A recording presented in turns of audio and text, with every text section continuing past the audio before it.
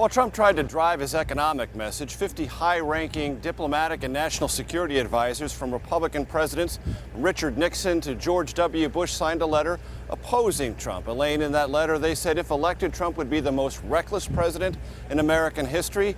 Trump quickly responded, saying the letter only exposed those who are partially to blame for making the world such a dangerous place. So, Major, the narrative of the past few days has been about a more focused Trump, reading from notes, aiming more at Hillary Clinton. I wonder, what have you noticed? Well, what I've noticed is one day of disciplined campaigning, and that's a start for Trump and his advisors. Perhaps there'll be two, maybe three, maybe an entire week. We will see. But what you saw today and what those who attended the Detroit Economic Club saw was a candidate understanding what the message was, twofold: change and economic revival, and then reading off a script of economic policies that in large measure reflect one of two conservative impulses. One of the current House Republicans, and then others that date back to Ronald Reagan, as I indicated in my piece.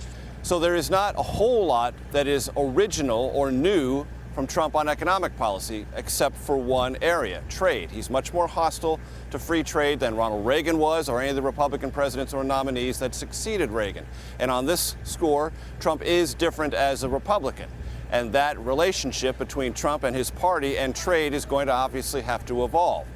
But it was a disciplined day, completely on message, with no distractions. One day does not a campaign make, but for Trump, it is certainly a start. Excellent observation. Major, let me ask you about this.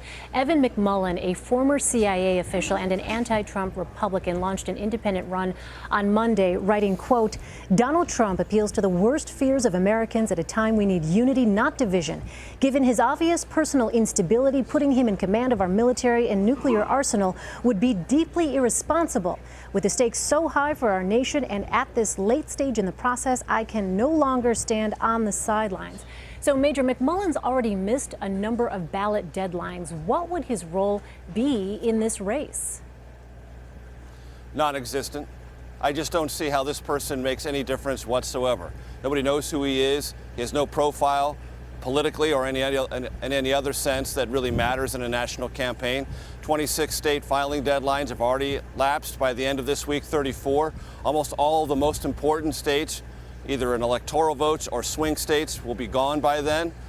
This is possibly a place for Republicans who are uncomfortable with both Trump and Hillary and don't like Gary Johnson, the Libertarian candidate, to maybe park their vote for a little while until they make up their minds, but it's nothing more than that. This is as close to an irrelevancy as this campaign has seen, Elaine. All right, Major Garrett reporting from Detroit for us. Major, thank you so much. Sure.